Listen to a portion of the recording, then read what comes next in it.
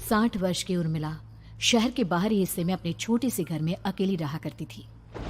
एक रात शहर में बहुत जोर का तूफान आया। जोर जोर से हवाएं और आंधी तूफान के साथ तेज बारिश होने लगी। उन आवाजों को सुनकर कोई भी घबरा जाता, लेकिन उर्मिला घर के सारे खिड़की दरवाजे बंद कर गहरी नींद में सो रही थी। रात के लगभग 12 बजे होंगे कि किसी ने उर्मिला के घर का दरवाजा खटखटाया।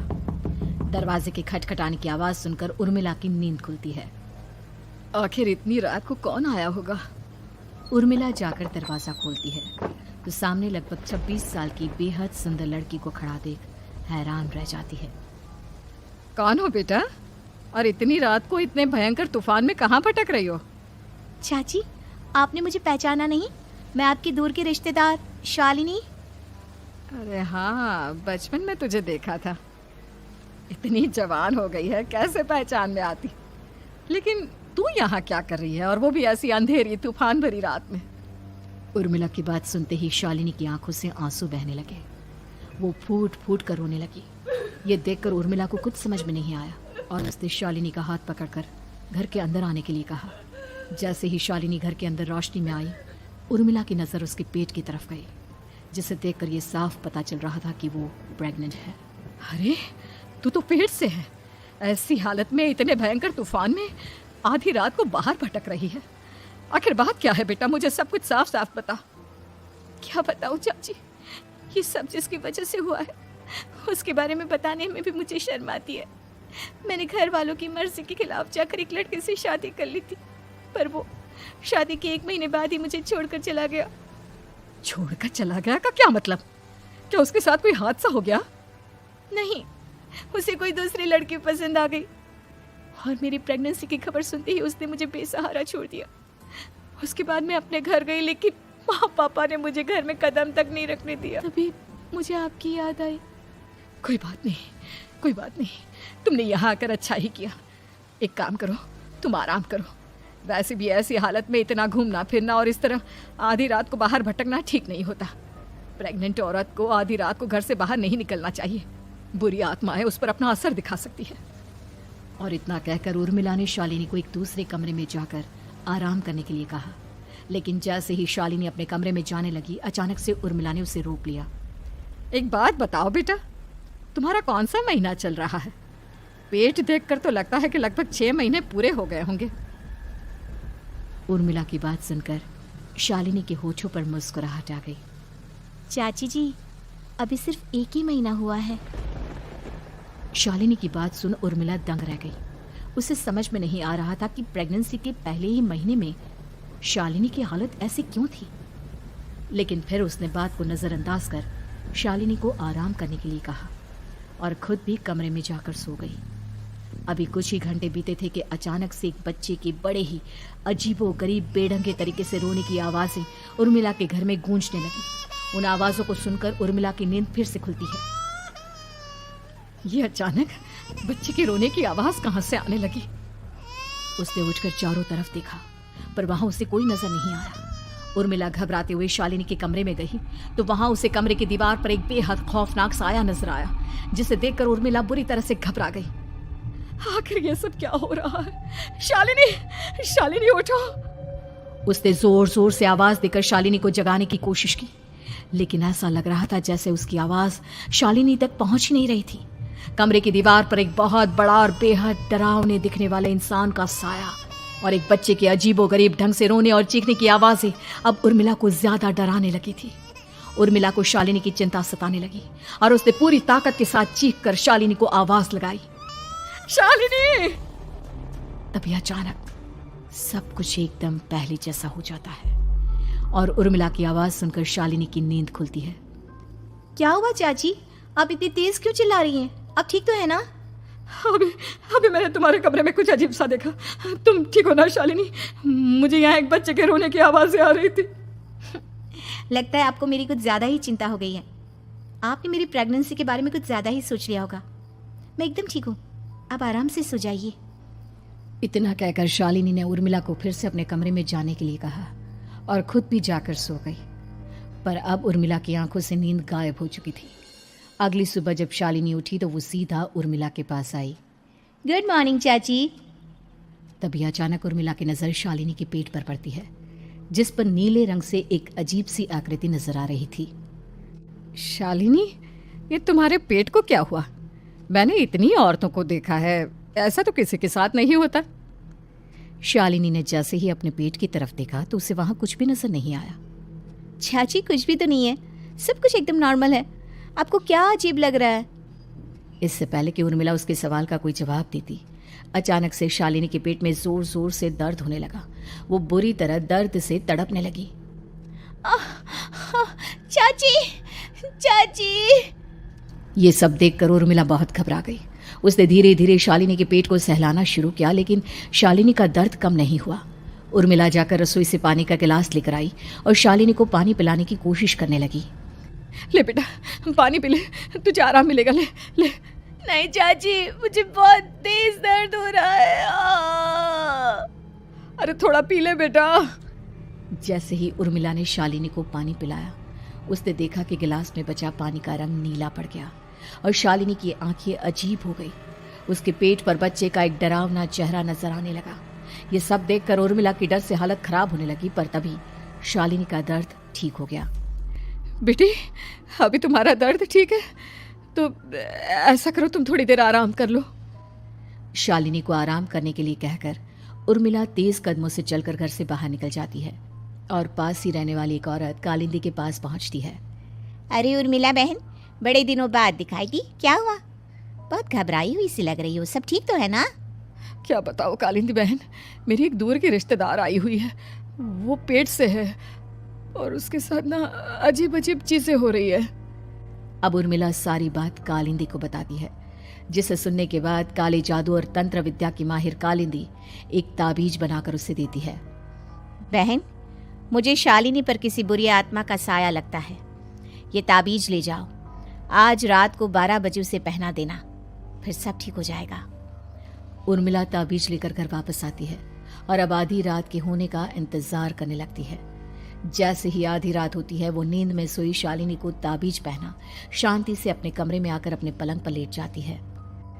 अब सब ठीक हो जाएगा। ये सोचकर उर्मिला शांति की एक सांस ही लेती है कि तभी अचानक उसकी आंखों के सामने कुछ ऐसा आता है जिसे देखकर उर्मिला डर से चीखने लगती है। तुम कौन हो? कौन हो तुम? जाओ यहाँ से, जाओ जाओ यहाँ से। तभी उर्मिला की एक जोरदार दर्द भरी डरावनी चीख वहां पर गूंज गई। उर्मिला की आंखों के सामने एक बच्चा खड़ा हुआ था, जिसका पूरा शरीर किसी बूढ़े की तरह नजर आता था, लेकिन मुंह किसी नवजात बच्चे की तरह था। उसकी आंखें गुस्से से लाल थी और वो घूर घूर कर उर्मिला की तरफ देखा जा रहा था। कौन हो तुम? कौन हो? उर्मिला के चीखते ही वो बच्चा जोर जोर से रोने लगा। घबराकर उर्मिला ने अपने हाथों को अपने कानों पर रख लिया। उसकी समझ में नहीं आ रहा है कि आखिर ये सब उसके साथ क्या हो रहा है। कौन हो तुम? कौन हो? क्या चाहते हो मुझसे? जाओ जाओ यहाँ से, आखिर तुम हो कौन? तभी अचानक से उर्मिला के पूरे घर में लाल रंग की रोशनी फैल गई। वो बच्चा धीरे धीरे कदमों से चलता हुआ उर्मिला की तरफ बढ़ने लगा। किसी नवजात पैदा हुए बच्चे के जैसे उसके रोने की आवाज अब उर्मिला के कानों में गूंज रही थी। लेकिन कुछ ही सेकंड में वो चुप हो गया और उसने बेहद खतरनाक आवाज में उर्मिला के सवाल का जवाब दिया। मैं वो हूँ जो अब तक पैदा नहीं हुआ, लेकिन जब मैं पैदा हो जाऊंगा तो वो होगा जो अब तक कभी नहीं हुआ। ये क्या कहना चाहते हो तुम? ऐसा क्या हुआ जो अब तक नहीं हुआ? तबाही होगी, तबाही। सब कुछ खत्म हो जाएगा और ये जो लड़की मुझे जन्म देने वाली है, मैं उसका खून पी जाऊंगा, सारा खून। उस बच्चे की बात सुनते ही उर्मिला बुरी तरह घबरा गई। उसका एक बुजुर्ग आदमी जैसा शरीर, एक नवजात बच्चे जैसा चेहरा, ये दोनों ही बातें उर्मिला की समझ से बाहर थी। तभी वो बच्चा अचानक गायब हो गया। घर का माहौल फिर से पहले जैसा हो गया। लाल रंग की रोशनी भी अब गायब हो चुकी थी। उर्मिला दौड़कर शालिनी के कमरे में पहुंची, जहां वो गहरी नींद में सोई हुई थी, पर उसके गले का ताबीज गायब हो चुका था। उठो उठो शालिनी, उठो बेटा, मुझे तुमसे जरूरी बात करनी है। अरे चाची, क्या हुआ? इतनी रात को आप परेशान क्यों कर रही हैं? सब ठीक है ना? अभी जब तुम सो रही थी ना तो मैंने तुम्हारे गले में एक ताबीज पहनाया था। कहाँ गया बेटा, बताओ मुझे। शालिनी ने चारों तरफ अपनी नजरें घुमाकर देखा, लेकिन वहां पर कोई ताबीज नहीं था। वह हैरानी से उर्मिला के चेहरे की तरफ देखने लगी। उसे समझ में नहीं आ रहा था कि आखिर उर्मिला किस ताबीज के बारे में बात कर रही थी। नहीं चाची, यहाँ कोई ताबीज नहीं है। लगता है आपने कोई बुरा सपना देखा है। मैंने कोई बुरा सपना नहीं देखा। खैर छोड़ो, तुम अब सो जाओ, कल सुबह बात करते हैं। डर और घबराहट की वजह से उर्मिला की आंखों से नींद तो जैसे बिल्कुल गायब हो गई थी। अगली सुबह उर्मिला बिना कोई देर किए गांव के बाहर एक छोटी सी झोपड़ी में रहने वाले बूढ़े पंडित के पास पहुंची। पंडित जी, मेरी मदद कीजिए। अरे आओ आओ उर्मिला, क्या हुआ? सब ठीक तो है ना? क्या बताओ पंडित जी, बहुत बड़ी मुसीबत है। मेरी दूर की एक रिश्तेदार लड़की पेट से है और उसके साथ बहुत डरावनी चीज़ें हो रही है। कल रात को तो एक अजीब सा दिखने वाला बच्चा मेरी आंखों के सामने आकर खड़ा हो गया था। ये तुम क्या कह रही हो? मुझे साफ साफ बताओ कि आखिर तुमने क्या देखा? उर्मिला ने अपने साथ हुई बीती रात की पूरी घटना पंडित जी को बताई, जिसे सुन पंडित जी के माथे पर चिंता की लकीरें उभर आई। अनर्थ होने वाला है, अनर्थ।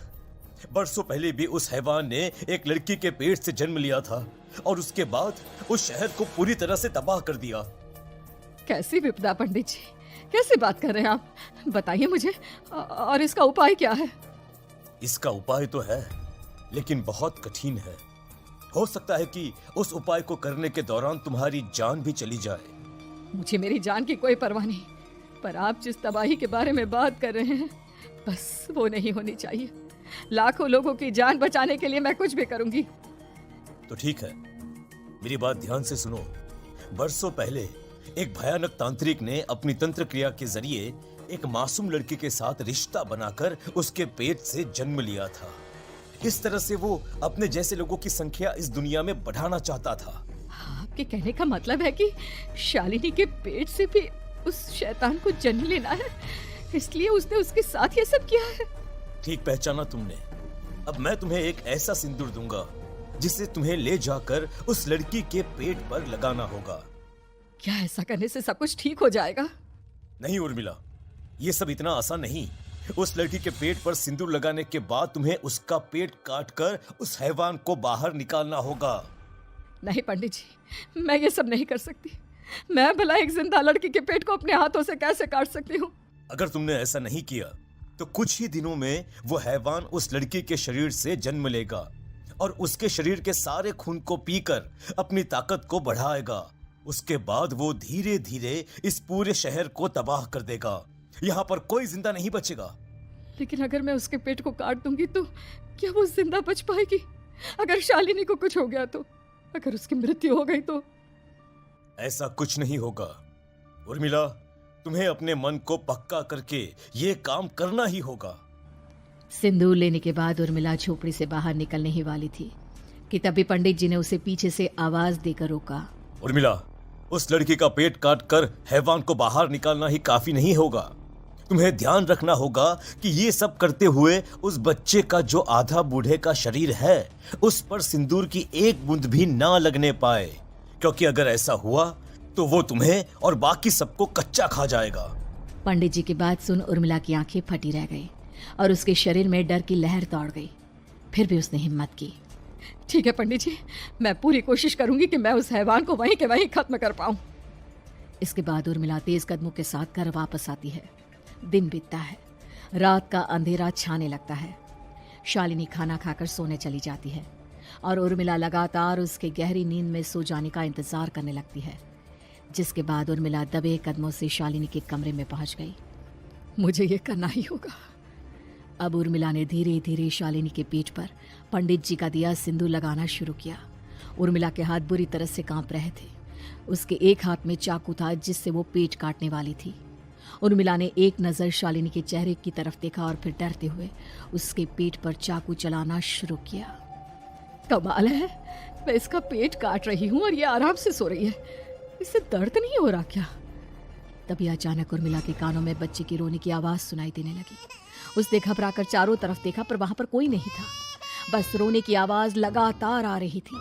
उर्मिला बिना रुके लगातार शालिनी के पेट को काटती रही। उसे इस बात का भी ध्यान रखना था कि सिंदूर बच्चे के बूढ़े आदमी वाली शरीर के हिस्से पर ना लगे। कुछ ही देर में वो हैवानी बच्चा उर्मिला के हाथों में था। उसने बड़ी ही सावधानी से उस बच्चे को बाहर निकाला और पंडित जी के कहे अनुसार उसे घर से दूर जलाने के लिए ले गई। और तभी उसके सामने वही बूढ़े शरीर और बच्चे के चेहरे वाला बच्चा आ गया। अपनी गोद में और सामने भी बच्चे को देखकर उर्मिला हैरान रह गई। मुझे मारोगी? मुझे इतनी हिम्मत कैसे आ गई तुम्हारी? तुम पैदा नहीं हुए हो और मुझे पता है जब तक तुम्हारा जन्म नहीं हो जाता तुम मुझे कुछ नहीं कर सकते। इतना बोलते ही उर्मिला तुरंत उस बच्चे को घास के ढेर पर फेंककर उसमें आग लगा देती है, जिसके तुरंत बाद वो बूढ़े आदमी के शरीर और बच्चे के चेहरे वाला अजीब तांत्रिक का भूत भी वहां से गायब हो जाता है। कुछ देर बाद उर्मिला घर पहुंचती है तो वो ये देखकर हैरान रह जाती है कि शालिनी का पेट अपने आप जुड़ चुका था।